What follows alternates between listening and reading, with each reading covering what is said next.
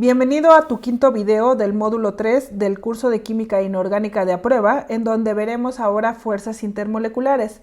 En los 4 videos anteriores analizamos cómo se establecían las relaciones o uniones electrónicas entre átomos. Ahora revisaremos las relaciones que se dan entre moléculas.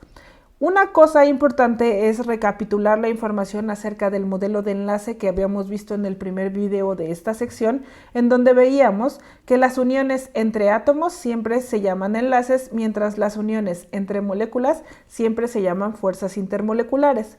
En algún examen de admisión, en algún momento leí que decía, ¿cómo se llama la unión entre las moléculas que componen a los átomos que forman el agua? Entonces, al final te intentan confundir diciéndote las dos cosas, pero si analizas bien te estaba pidiendo las uniones entre moléculas, por lo tanto eran las fuerzas intermoleculares. Si ahora la pregunta dijera cómo se llaman las relaciones entre los átomos de las moléculas de agua, ahora te están pidiendo el tipo de enlace que conforma las uniones entre los átomos de oxígeno e hidrógeno que dan lugar al agua otra vez. Entonces te sugiero que tengas mucho cuidado y te detengas en el examen de admisión para leer y no te vayas a confundir, porque muchas veces solamente es una cuestión de no leer bien. Entonces, vamos a revisar que dentro de las fuerzas intermoleculares van a haber dos tipos de fuerzas, unas que se llaman fuerzas electrostáticas y otras que se conocen como fuerzas de Van der Waals. Las fuerzas electrostáticas siempre van a ocurrir entre iones. Recuerda que un ion es una molécula o un átomo que se encuentra con carga, mientras que las fuerzas de Van der Waals van a ocurrir entre moléculas que no tengan carga, es decir, cuya atracción ocurra preferentemente por distancia. Entonces, si nosotros continuamos, la primer fuerza intermolecular que nos vamos a encontrar es una fuerza que se llama fuerza ion-ion, en donde nosotros podríamos tener un átomo cargado y por el otro lado una molécula también cargada, como en este caso este calcio que tiene una carga positiva y este carbonato de este lado que tiene una carga negativa. Estas fuerzas de atracción que se están dando entre cargas están explicadas por la ley de Coulomb, que establece que si nosotros tuviéramos, por ejemplo, unos imanes, aquellos imanes que tengan polos distintos u opuestos se atraerán, mientras que aquellos que tengan polos idénticos tenderán a evitar estar en contacto, pues habrá repulsión. Entonces, en una relación ion-ion, lo que esperamos es que cargas opuestas se atraigan. Si nosotros ahora establecemos una relación entre un ion dipolo, ¿qué significa un ion? Es una molécula con carga. Podría ser una molécula completa o podría ser un solo átomo, mientras que si nosotros tenemos un dipolo, significa necesariamente que esa molécula o esa especie química necesariamente tiene dos cargas, como en este caso.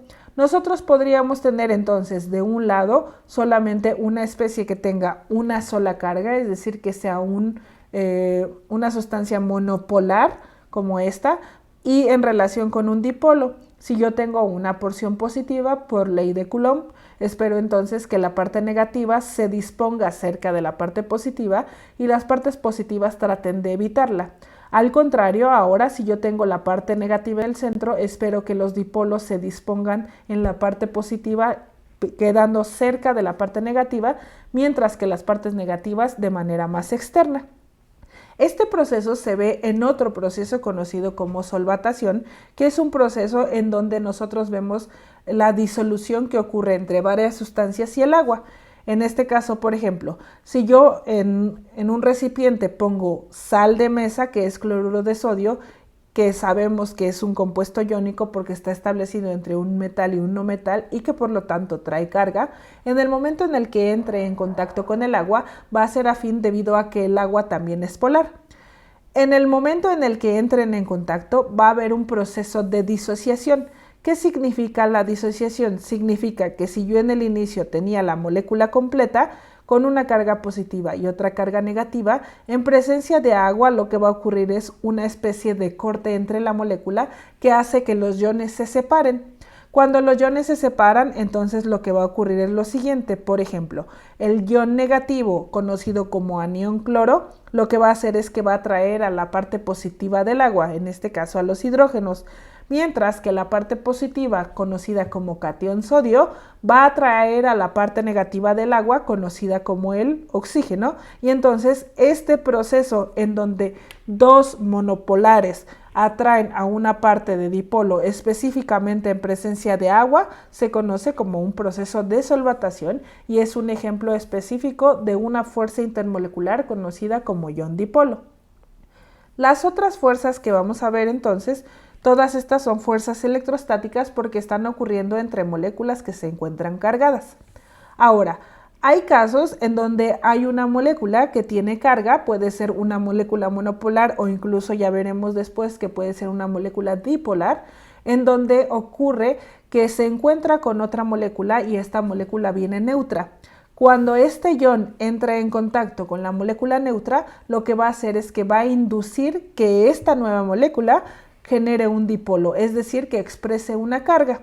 Entonces, tengo una molécula que es totalmente apolar, es decir, que no tiene carga. Cuando entra en contacto con una sustancia que tiene carga, expresa un dipolo y este dipolo es instantáneo o transitorio, significa que no es permanente y en el momento en el que se rompa la asociación entre este ion con esta sustancia, en automático entonces la molécula volverá a ser apolar. Por ejemplo, tenemos este ion hidroxilo, este OH que trae una carga negativa, se acerca el dióxido de carbono, este dióxido de carbono no tiene ninguna carga, por lo tanto es neutro. En el momento en el que se acerca al hidróxido, en automático lo que va a pasar es que como el grupo hidroxilo trae una carga negativa, los electrones del dióxido de carbono van a tender a alejarse de ese ion y por lo tanto van a expresar un dipolo. Si nosotros ahora revisamos, dejamos atrás las fuerzas electrostáticas y ahora entramos en una fuerza de Van der Waals, lo que vamos a encontrar es un proceso que se conoce como dipolo-dipolo o fuerza Kisson. Lo que vamos a encontrar es que normalmente estas dos sustancias no deberían de tener carga, es decir, ni siquiera se atraen. Pero sucede que se encuentran a una distancia específica en la que pueden conocerse de una manera rápida y entonces lo que van a hacer es que en el momento en el que se acerquen suficiente, estas dos moléculas van a expresar un dipolo. Si nosotros tenemos entonces AB y AB, que estarían totalmente neutras, tendríamos un equilibrio de cargas. Cuando las acercamos un poquito, sucede entonces que la porción negativa se pone de un lado y entonces la porción positiva de la otra molécula tiende a acercarse a esa. Pero insisto, no es porque ya vinieran cargadas, sino se dieron cuenta específicamente en el momento en el que se acercaron de una manera suficiente que podían atraerse. Si nosotros ahora revisamos un ejemplo famoso de este tipo de dipolo, son aquellos denominados como puentes de hidrógeno, que son característicos entre las uniones de las moléculas de agua. Son lo que permite al agua generar todas las características que podríamos ver como capilaridad o tensión superficial, que hacen muy versátil a la molécula de agua y que nos permiten generar muchas reacciones químicas con ella. Si nosotros revisamos, la molécula de agua se encuentra en esta porción de aquí, esta es otra molécula de agua y esta es otra molécula. Ahora, van a ocurrir las fuerzas intermoleculares que básicamente van a ser las uniones entre las moléculas que son estas de aquí. Se conocen como puentes de hidrógeno porque en realidad son dos moléculas que van a ser atraídas, son dos dipolos, pero que en realidad están neutros. La molécula de agua, ya veremos en los siguientes videos, que si nosotros calculamos los números de oxidación, la suma de sus cargas tendría que dar 0, significa entonces que es neutra.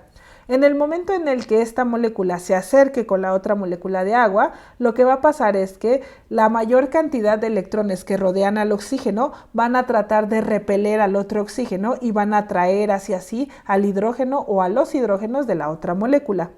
Cuando esto ocurre, que un elemento altamente electronegativo como el oxígeno, hay otros, ya los vimos anteriormente, atrae a una porción de hidrógeno de otra molécula, en automático decimos que se forma un puente de hidrógeno que no es otra cosa más que un dipolo-dipolo o una fuerza Kisson que está dentro de la categoría de las fuerzas de Van der Waals. Entonces, si te preguntan en el examen cuáles son las fuerzas que unen a las moléculas del agua son los puentes de hidrógeno, que básicamente son uniones dipolo-dipolo. Si ahora nosotros tenemos una fuerza de Debye, es decir, una fuerza de dipolo-dipolo inducido, lo que vamos a tener es que dos moléculas se empiezan a acercar. Una de ellas ya tiene perfectamente establecido una diferencia de cargas o una distribución desigual de cargas, en donde una porción será positiva de un lado y una porción será negativa del otro lado. Cuando otra molécula se acerca que no viene cargada y en el momento en el que se acerca a la molécula que tiene esta división, que no la alcanza a expresar a nivel de cargas porque al final sigue siendo neutra la molécula, lo que va a pasar es que va a tratar de inducir el dipolo de esta molécula y ahora entonces va a iniciar un proceso de polarización, es decir, que se expresen las nuevas cargas y ahora sí se van a sentir atraídos. Pero insisto, no había unas cargas desde el inicio, sino hasta el momento en el que estuvieron a una distancia suficiente como para que los electrones iniciaran los procesos de interacción. Hasta ese momento ocurre la inducción de ese dipolo, que otra vez es un dipolo transitorio y normalmente dura muy poquito tiempo. Ahora, si nosotros queremos ver las fuerzas de dispersión de London, estas fuerzas de dispersión de London se conocen como dipolo instantáneo y dipolo inducido. Entonces, lo que va a pasar es que en el momento en el que estas dos se acercan, va a iniciar un proceso de polarización de ambas y las dos se van a acomodar de tal manera que los electrones traten de separarse lo más que se pueda. Es decir, que se encuentren a la mayor distancia posible. A pesar de ser una fuerza que se encuentra presente en muchas ocasiones, las fuerzas de dispersión de London tienden a ser fuerzas de dispersión de muy bajo nivel o de muy bajo poder, por lo tanto, bastaría solo con separar a las moléculas que componen a este dipolo y en automático esperaríamos entonces que se rompa la relación. Esta relación es por mera distancia. Hasta aquí entonces terminamos la parte de las fuerzas intermoleculares y nos vemos entonces en el siguiente módulo en donde empezaremos a ver nomenclatura química inorgánica.